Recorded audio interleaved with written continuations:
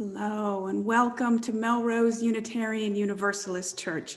Our service today is called God as a Verb. Good morning. I am the Reverend Dr. Suzanne Intriligator, and my pronouns are she, her, and hers, and I'm happy to be the minister of this congregation. Our church strives to be a spiritual community for this time, to honor diverse theological perspectives, and to remember that issues of justice and equity shape all that we do.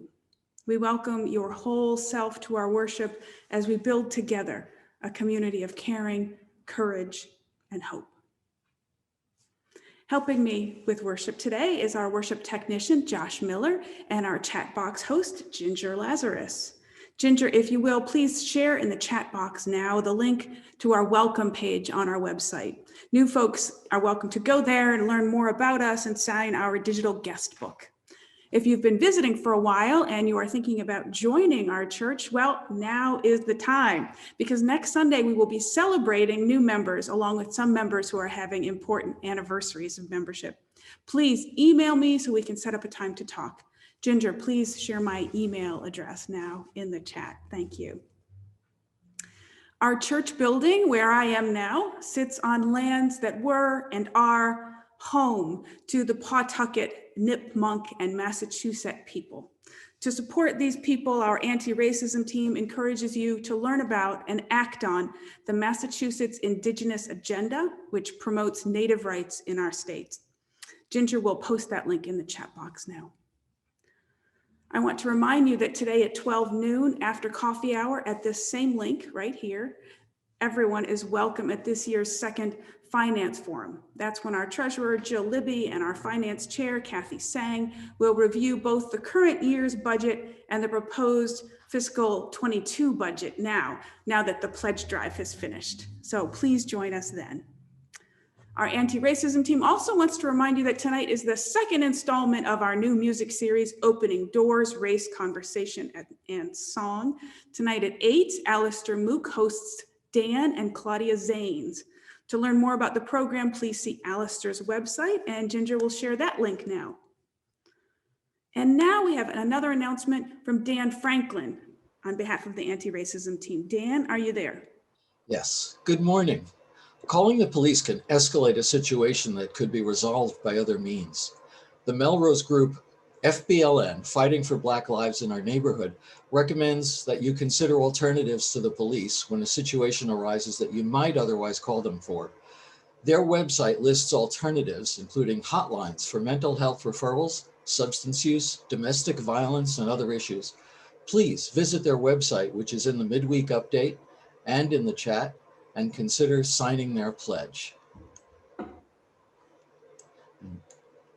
Thanks, Dan. And now we have a quick plea from Corey Mann. Corey, are you here?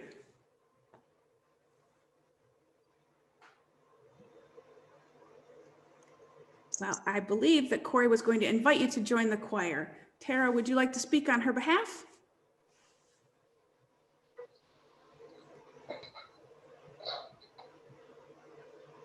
Hi.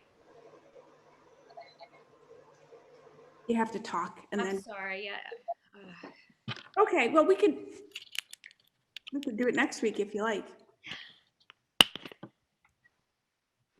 Hey, I just got on. I'm so sorry. Oh, hey, Corey, is that you? Yeah, I've been having technical difficulties. Oh, I'm sorry to hear that. Did you want to make a quick pitch on behalf of the choir? Sure. Yeah. Tara, I'm looking for your email, but I don't see it. You know what we'll do? We can move on to the moment which is next of when we scroll through and wave to everybody, and then we'll come back to you right after that as we prepare for the opening hymn.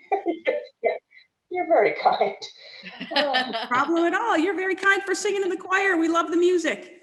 So now is the moment in our worship service where we switch to gallery view and we scroll through so we can see everybody's faces and say, good morning, wake up. Who got a haircut?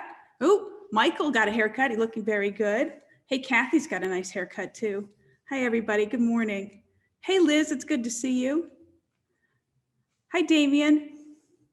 Good morning, everybody. Good to see you. Thanks for making time to be with us this morning. Hi. Oh, it's a great crowd of people. It's good to see all your faces. Thanks for coming. Corey, are you ready with that announcement?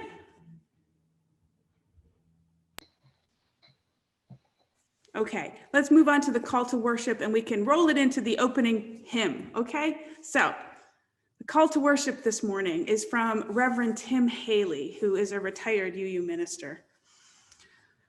Let's take a breath. Amid all the noise in our lives, we take this moment to sit in silence together, to give thanks for another day, to give thanks for all those in our lives who have brought us warmth and love, to give thanks for the gift of life. We know we are on our pilgrimage here, but a brief moment in time. Let us open ourselves here now to the process of becoming more whole, of living more fully, of giving and forgiving more freely, of understanding more completely the meaning of our lives here on earth. And now, along with UUs everywhere, I will light the symbol of our faith, which is the flaming chalice. And as I do so, I invite you to light a candle in your home, perhaps the one that you got from our caring team recently. This morning, our chalice lighting reading will be given by Karen Gabler. Karen, you want to go ahead? Sure. Good morning, everyone.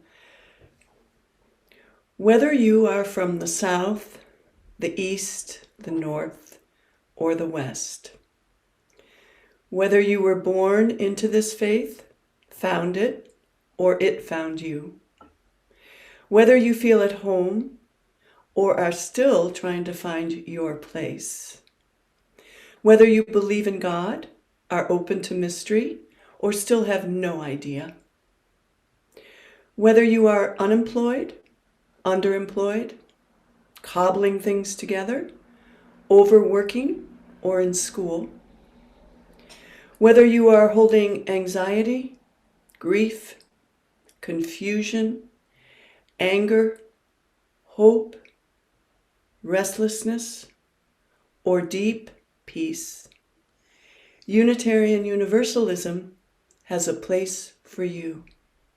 It is right here.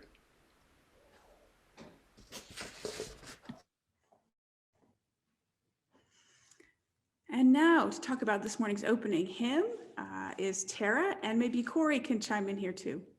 Take it away, choir folks. Looks like Corey is still having some technical difficulties, so we'll catch her some other time. I am audible, but not Okay, visible. Corey, you want to say hi? Hi. Sorry for the mix-ups. Anyway, I'm speaking on behalf of the choir. We are looking for more singers, especially those who can sing tenor or bass. We have rehearsals on Zoom from 7:30 to 8:45 on Wednesday evenings. It's honestly, we have a great deal of fun, and I'm sure you've been impressed with the music we've been able to produce remotely all this year, and it's really kind of amazing to see it all get put together. If you have any interest at all, whether you can come once, twice a month, 3 times a month, or 4 times a month, we would love to have you. You can email Tara at musicdirector@melroseuu.org, or you can certainly reach out to me at corey@iboston.org if you'd like to learn more. Thank you. Thank you so much, Corey. We have been having fun, and one of the things we've been doing, we're actually going to share with you today as our opening hymn. Our opening hymn this morning is We Give Thanks from our hymnal, and I am joined today by Karen Gabler, John Fustel, and Randall Gromenstein. I'm hearing a little bit of extra noise. So I invite you to repeat after me. I'm going to post the lyrics in the chat in case you need them, but you don't, because you can repeat after me. So when you repeat after me, you're going to be singing with Karen, and then you're going to be singing with John, and then you're going to be singing with Randall. So let's give this a try. Our opening hymn. Oh, we give thanks. Oh, we give for this thanks precious day, for this precious day, for all gathered here, for all gathered here, for those far away, for those far away, for this time we share, for this time we share, with love and care. with love and care. Oh, we give thanks Oh, we give for thanks this precious day. for this precious day. Oh, we give thanks Oh, we give thanks for the old and young, for the old and young, for a time of wonder, for a time of wonder, joy and fun, joy and fun, for all we give for all we as give we grow and live. as we grow and live. Oh, we give thanks Oh, we give thanks for the old and young. for the old and young. Oh, we give thanks Thanks for this precious day, for this precious day, for all gathered here, for all gathered here, and those far away. and those far away. For this time we share, For this time we share, with love and care. with love and care. Oh, we give thanks Oh, we give thanks for this precious day. for this precious day. Good morning, all. Thank you. And you're very invited to choir. We'll also be making recordings. You do not need to sing solo in church, but thank you for experimenting with us this morning. Thank you. That was so lovely. I really felt like I was singing with you. Wonderful. Thank you. Now, let us join together in the words of our covenant, followed by our song of aspiration. Love is the doctrine of this church. The quest for truth is its sacrament, and service is its prayer. To dwell together in peace, to seek knowledge in freedom, to serve humankind in fellowship, to the end that all souls shall grow into harmony with the divine. This is our great covenant, one with another and with our God.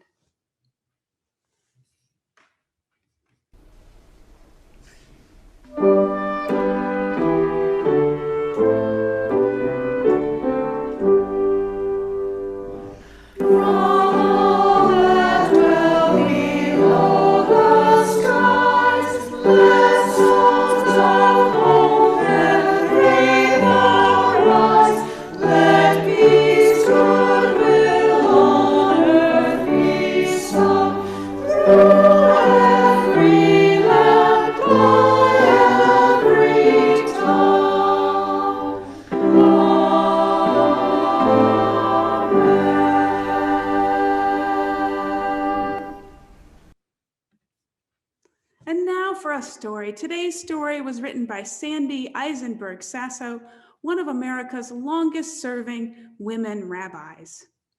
Take it away, Katie. Once there was a town at the foot of a hill with no roads and almost no windows. Without roads, the people of the town had nowhere to go, and they wondered what was on the other side of the hill.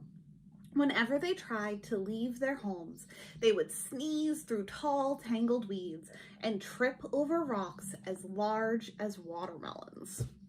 Without windows, they would sleep late into the day, and they often wondered when the sun turned night into morning. Their houses were closed up like boxes sealed with tape. The people became tired of seeing nothing and going nowhere. One townsperson spoke up. "I have heard there is a God, and when people find God, God solves their problems." "Let us find this God," someone shouted, "and God will build windows and roads for us." Others thought it was a ridiculous notion. If God were real, God would find us. Yet the people could not see any other way to fix their town. So they decided to look for God. But there was one problem. Without roads, the people could not go anywhere, least of all go searching for God. They looked toward the edge of town where 2 old houses stood, each with a single window. They called the man and woman who lived in those houses the ones who could see out windows. If they can see out windows, reasoned the people, perhaps they can see a way to God. So the people of the town sent the ones who could see out windows to search for God. The ones who could see out windows thought that God must be on the other side of the hill, somewhere they had not yet been. They wove their way through the tangled weeds and beyond the hill. Some people thought they would never return. The woman who could see out windows went to a tall mountain. When she finally reached the mountain's peak, she was breathless. She gazed up at the sky and tried to tug on one of the clouds. She looked down to the ground and watched the earth spin in a dizzy dance, but she did not see God. Then the woman thought that God might be in the deep waters that covered so much of the earth. So she set sail on a ship that went far out into the ocean.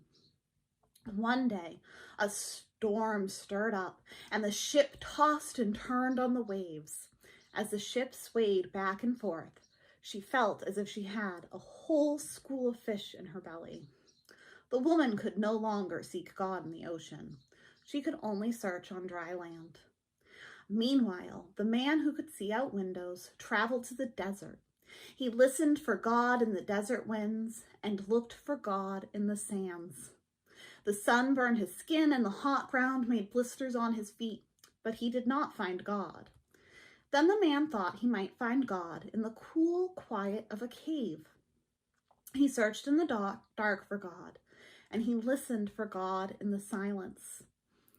The black shade turned to thick ink, and the man became very lonely in the cave. He did not see God. The ones who could see out windows were tired and decided to stop looking for God. Each hoped the other had been successful on their journey. But when they met, the woman saw the man's drooping shoulders, and the man saw the woman's sad eyes. They knew that neither of them had found God. It was a dark, moonless night, and the ones who could see out windows could see nothing but each other. In soft, small voices, they talked long into the evening. They told each other their stories. When dawn lightened the sky, the man said, "It's time to go home," and the woman agreed. One of the townspeople was sneezing through the tangled weeds when he saw the ones who could see out windows approaching the town. He called to the others, and they all came to greet the man and the woman. "Tell us," they shouted, "where is God?" The woman who could see out windows told her story. "I climbed a tall mountain, I traveled on the waters that cover our earth, but I did not find God." The man who could see out windows told his story. "I walked across the desert sands, I sat alone in a cave.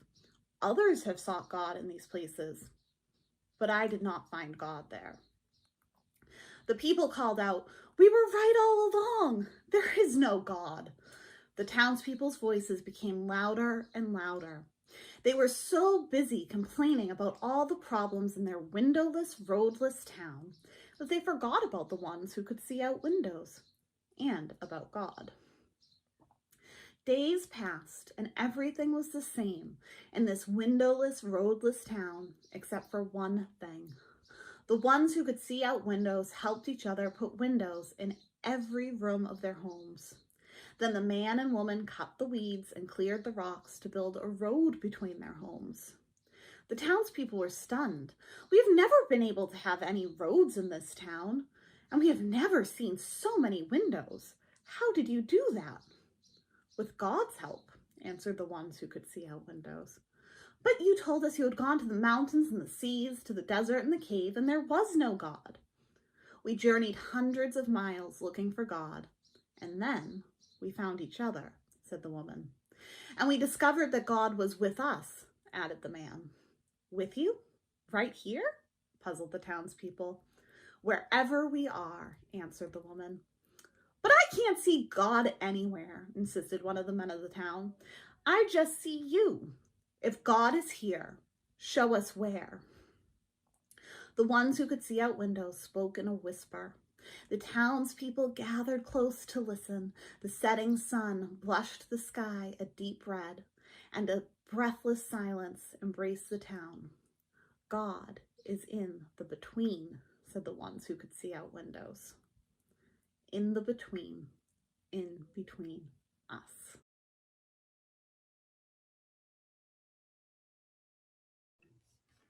Thank you, Katie.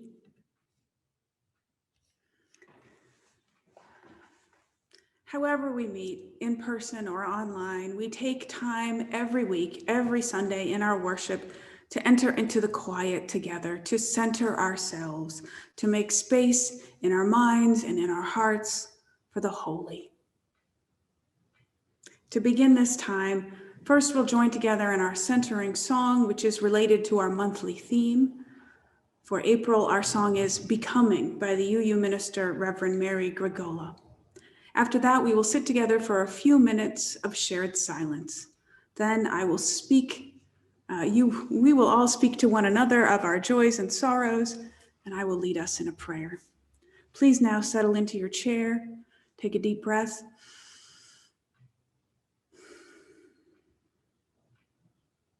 and let's enjoy our centering song.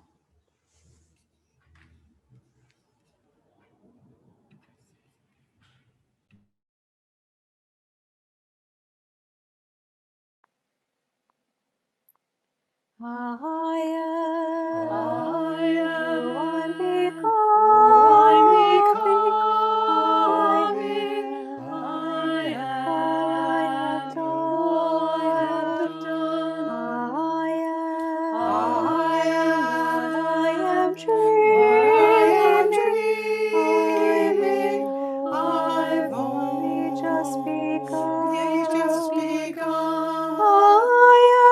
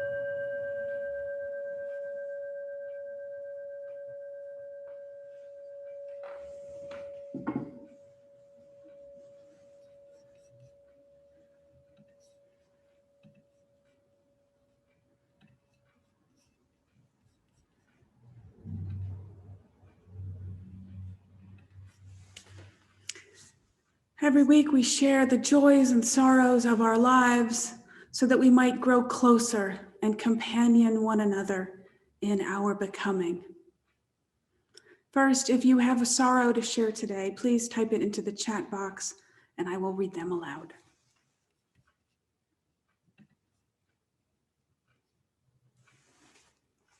From Gretchen, a candle of remembrance for my uncle, Francis Haskins, who died last week at the age of 95.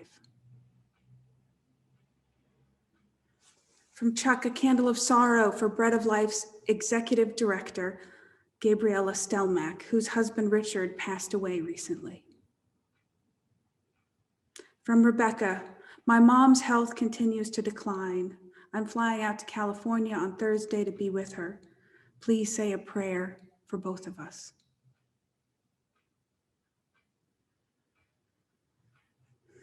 From Susan, candle of sorrow for my friend Matt, who died this week at the age of 51 of COVID. He left behind 11 and 14-year-old daughters.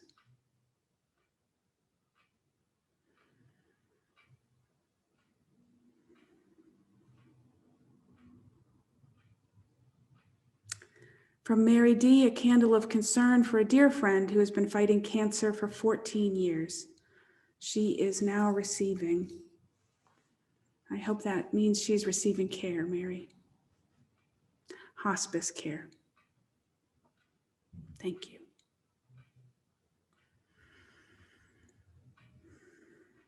Are there any other sorrows today? Reverend Suzanne, there's one from Damien above Mary's. Thank you. From Damien, a candle of joy and concern for my new job and my future living arrangements.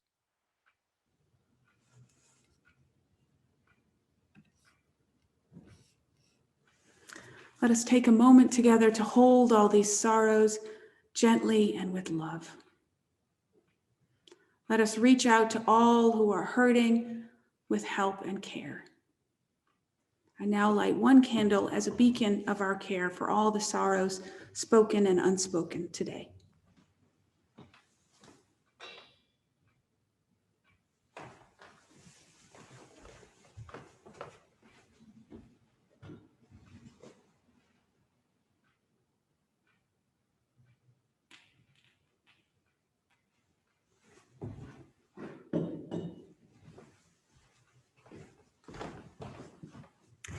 Now I ask for all the joys that you'd like to share. Type those into the chat box and I will read them.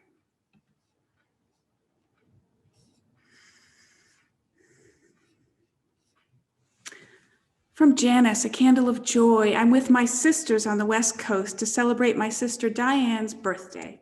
It's been a year since we've been together, giving thanks for vaccines.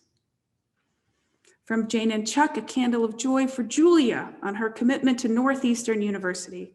She'll be in the Explore program. Go Huskies. From Joyce, a candle of joy for hearing from a cousin whom I have not met. From Dan G, a joy. We had an afternoon visit with our friends Chris, Tim, and Abby on our deck in the beautiful spring weather.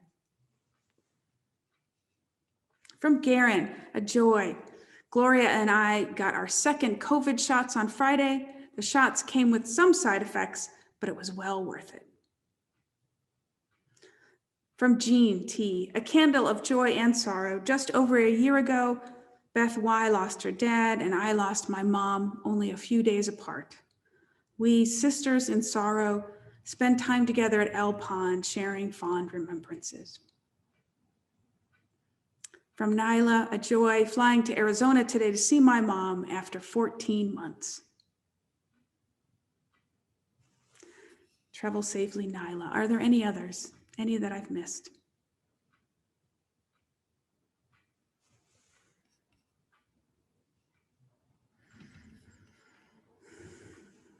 Thank you.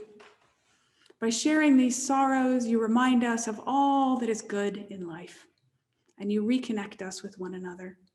I now light one more candle to shine out our thanks for all the blessings in our lives.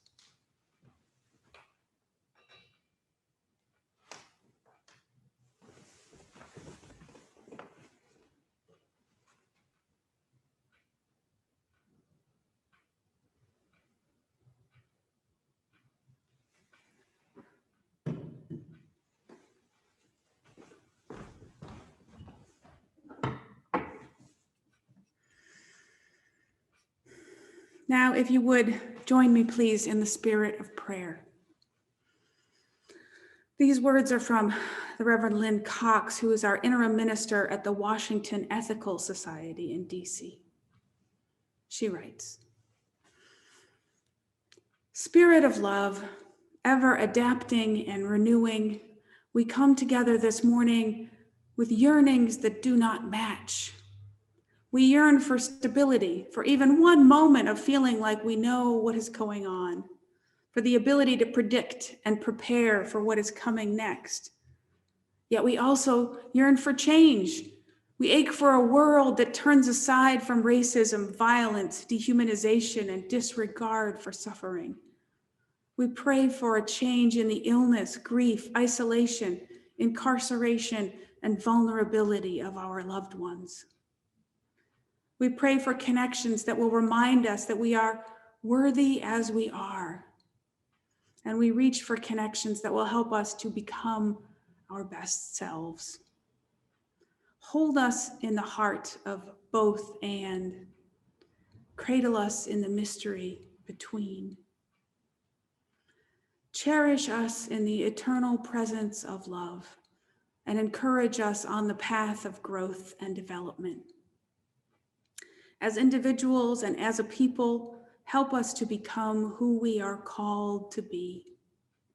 Lead us to open pathways to deeper wisdom through reconciliation, self-respect, and mutual respect, compassion, owning and making amends for our mistakes. Source of wonder, move us to express and live in gratitude for the beauty of this world, the loving people in our lives, and this day full of possibility. Amen.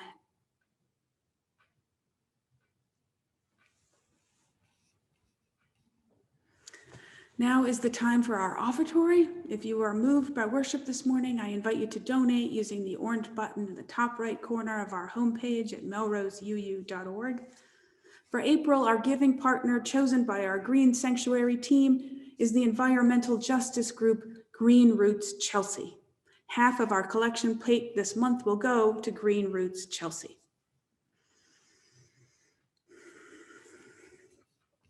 This past week, our nation held its breath to hear a verdict in a landmark murder case. That verdict brought us some accountability for Derek Chauvin, but not justice for George Floyd. Justice won't come until we root out systemic racism, end police violence, and build a society that truly values all people. For our offertory music today, I've chosen a piece that will help us feel our grief and our rage over this kind of violence. This piece was written to remember and honor another victim of police violence. It's performed here by the First Unitarian Society of Brooklyn. Do yourself a favor. Just sit still for a few minutes and listen to this beautiful piece. Take it in and let yourself feel what you feel.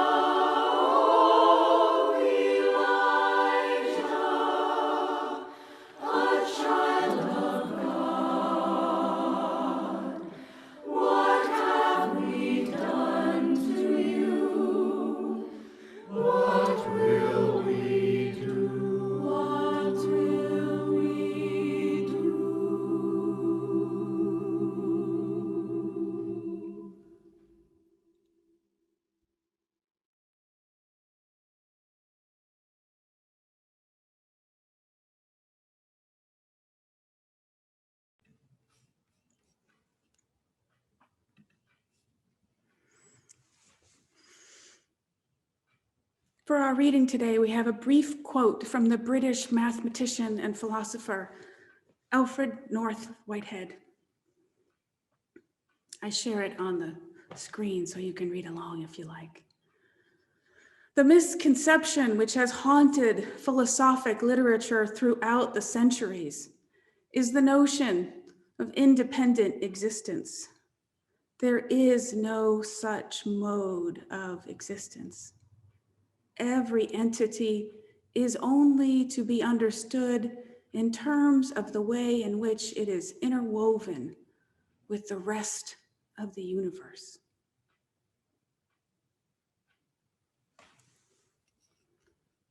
There ends our reading.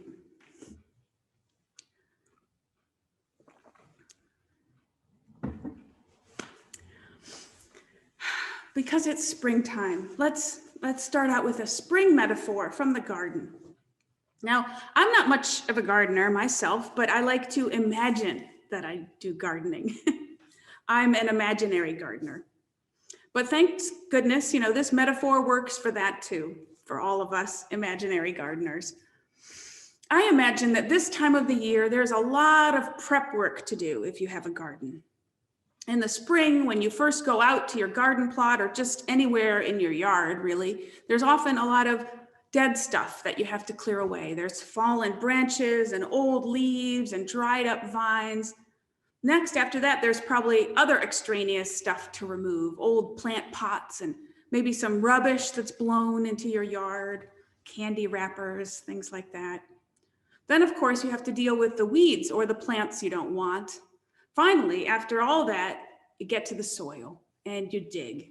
You want to churn it up a bit, rake it and hoe it, get rid of the stones and old roots, detritus that's beneath the surface, turn it all over so you can make a fresh start.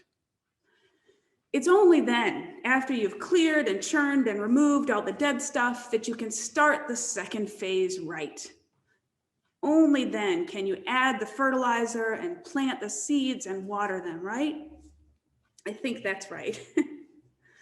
Well, what if your spiritual life is like that? What if now, in this month of becoming, now is a good time to clear away all the old theological junk that's not working for you anymore?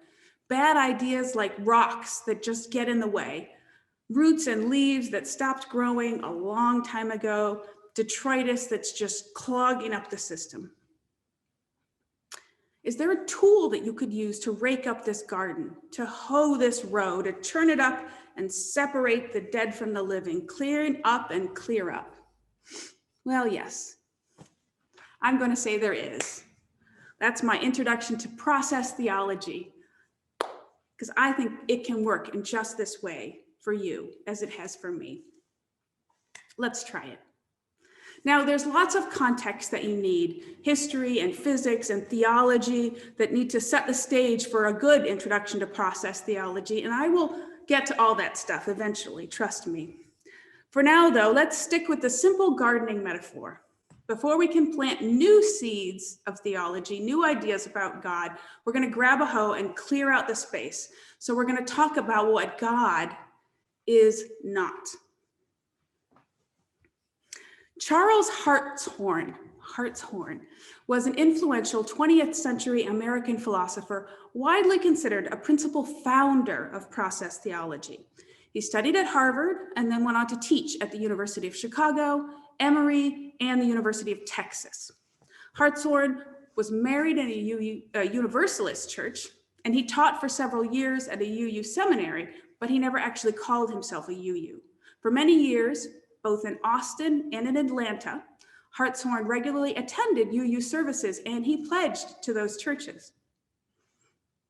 While most of his 20 books are fairly dense philosophical tracts, Hartshorne intended his 1984 book for a general audience, and I think it's a good place to start for anyone who was raised Catholic or mainstream Protestant, or even just raised in our broader American culture. In my opinion, this book can work like a metaphorical rake or hoe in clearing out the detritus. It's called Omnipotence and Other Theological Mistakes. In it, Hartshorne contends that many, if not most, of our current widespread notions about God are not logically consistent or even in keeping with biblical ideas. He shows that these notions were in fact developed in the Middle Ages by European church theologians who grounded them in rather limited understandings of Greek philosophy. For example, according to Hartshorne's work, most mainstream Christian theology derived from the proposition that God is absolutely perfect and therefore unchangeable. That idea actually comes from Plato's Republic, which claimed that God, being perfect, cannot change, not for the better, since perfect means that there can be no better, and not for the worse, since ability to change for the worse, to decay, degenerate, or become corrupt, is a weakness, it's an imperfection, right? So God is perfectly unchangeable. The thing is, as Hartshorne points out, this idea of perfect doesn't make any sense. How can we even conceive of a perfect that excludes any kind of change or growth? The ordinary meanings of the word do not include that idea. In fact, there are many places even in the Bible where God is called perfect, but then shown to be changeable. You can think of examples where God changes God's mind. And other places in the Bible, humans are called perfect.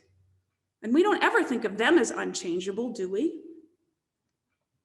From this Platonic ideal of perfection, the medieval theologians derived the idea of omnipotence, which is God's perfect power over everything, and omniscience, God's perfect knowledge of everything. For Hartshorne, these are equally troubling ideas, and a lot of other people too. If God has this perfect power, then God is to blame for every unfortunate event that happens, everything bad and evil in the world. And if God has perfect knowledge of everything that will happen, then how are humans free to make any choices at all? According to Hartshorne, the idea of omniscience was not affirmed in the Bible. It was also rejected by Aristotle, and it's absent from all the philosophy in India, China, and Japan. Hartshorne concludes from all this that, like the idea of omnipotence, omniscience is largely an invention of Western thought in the Dark or Middle Ages. Yet today, it still goes unchallenged in most current religious thinking, unquote. So, are you following along here? Medieval theologians, that means mostly Catholic philosophers, along with some early Protestants, created these ideas about God based on their reading of Plato. They took the idea of an ancient Greek guy who, remember, knew nothing about Judaism or Christianity or the Bible, and they applied these ideas to the Christian God and then extrapolated them onto Christianity and built a theology around it. And that is a theology that we are still all carrying around in our heads. Even those of us who weren't raised in a church, even those who would say they don't or never believed in God, carry around this idea of God as an absolute, unchanging, perfection because it's embedded in our culture.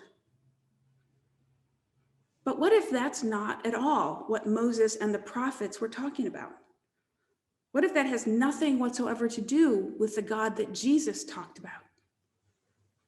What if God is not all-knowing or all-powerful or even all good?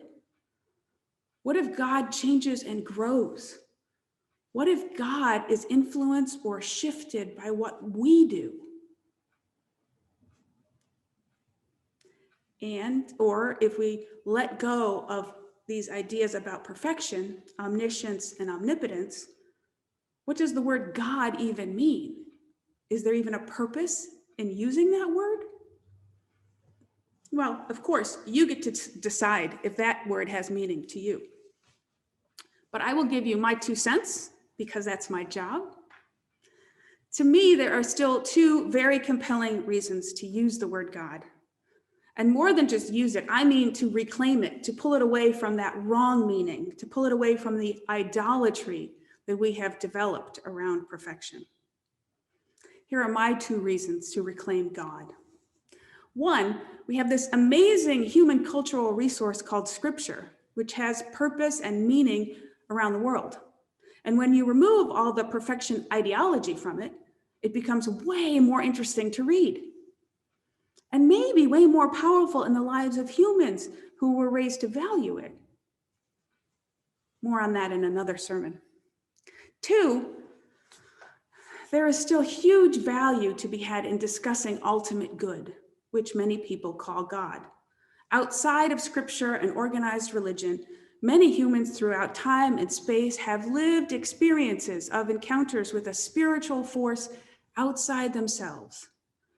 A beautiful something that urges them toward truth and beauty and love and wholeness. That force, in fact, may have woken you up this morning and pulled you toward this place in time in order for you to hear this. There is definitely more here in this world than meets the eye. And many, many of us have somehow agreed to call that something God.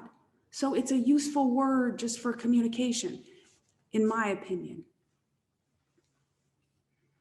So, part 2 of the sermon. Part 1 was about the raking and hoeing, the getting rid of theological dead stuff and rocks and leaves and roots. Part 2 is about adding the good stuff, the water, fertilizer, seeds.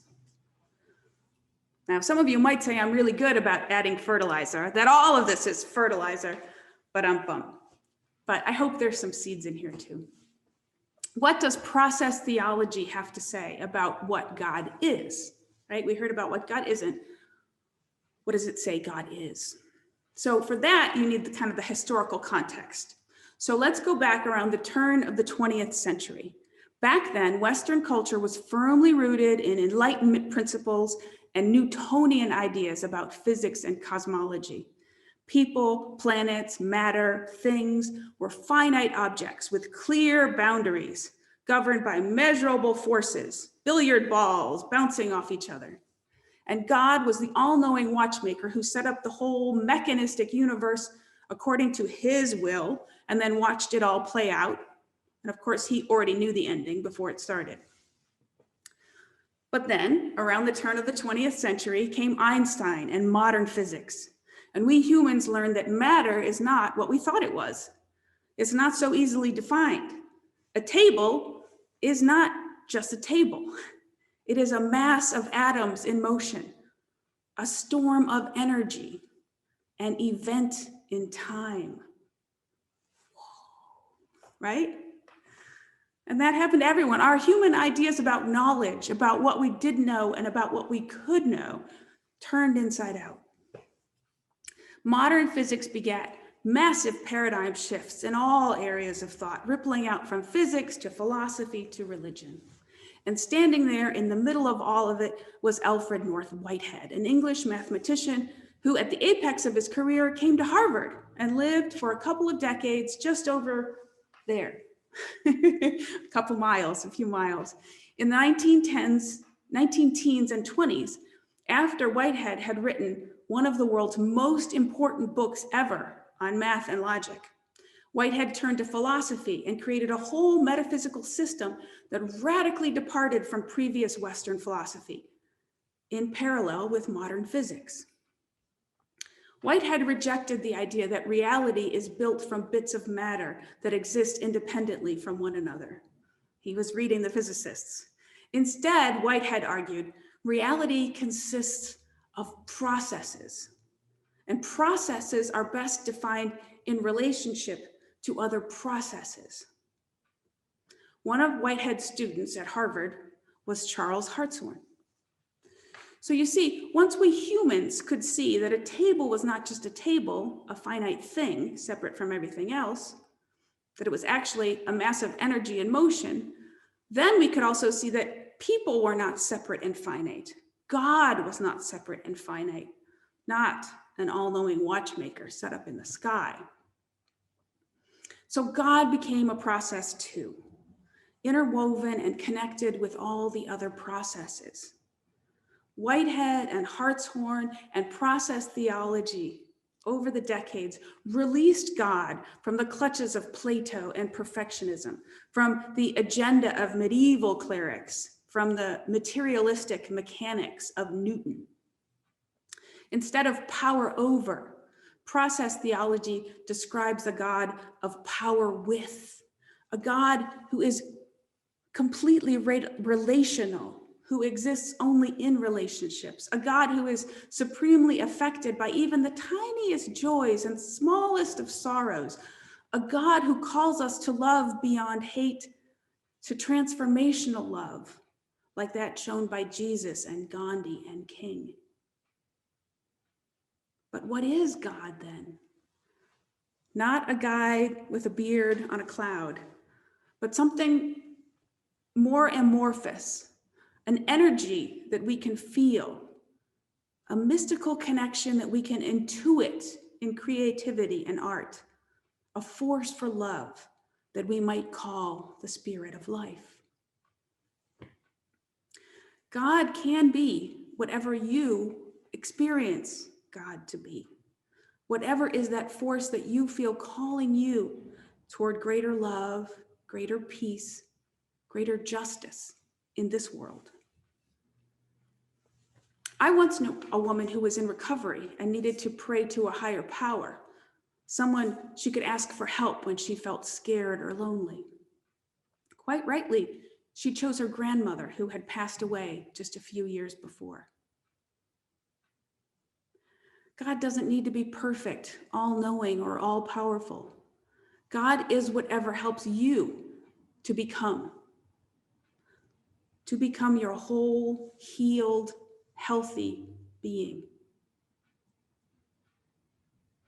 That is the seed that I want to plant today. God is or can be whatever your experience of God is. That is not a silly frou-frou idea. That is an idea that's 100 years old, that has been verified and understood and explained by some of the greatest minds the planet has ever hosted. I am not one of them. It's all above my pay grade. But I do really work to understand it, because that is the idea of process theology. It has freed us from these centuries of restraint, from a God that doesn't make sense. For me, process theology accomplishes two really important tasks. It sweeps away the old rotten stuff, the theology that was formed to promote patriarchy and empire and oppression. And once those are gone, it opens a space for our own exploration, fertile ground for new seeds to find a home, seeds that are carried in by the wind of your own fresh spiritual experience. Is your garden ready? What beautiful new thing will be planted there? We journeyed hundreds of miles and then we found each other, said the man and the woman in the story today. We discovered that God was with us wherever we are. We found God in one another, God in between. Let us now, with fresh minds and open hearts, turn to our closing hymn, Wake Now My Senses.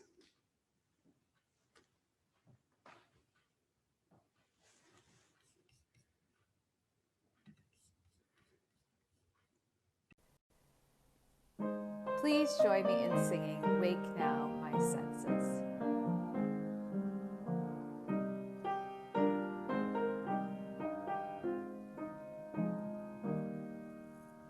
Wake now my senses and hear the earth call. Feel the deep power of being it all. Keep with the web of creation your vow, giving, receiving, as love shows us how. Wake now my reason, reach out to the new, join with each pilgrim who quests for the true. Honor the beauty and wisdom of time, suffer thy limit and praise the sublime. Wake now, compassion, give heed to the cry. Voices of suffering fill the whole sky.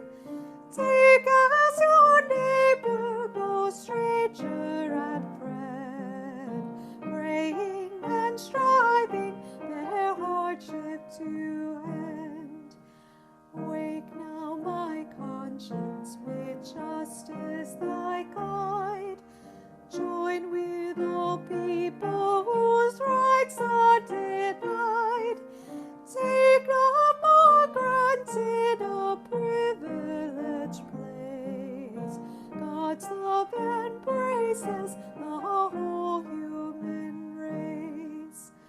Wake now by vision of ministry clear, brighten my pathway with radiance here. Mingle my calling with all who will share. Work toward a planet transformed by our care.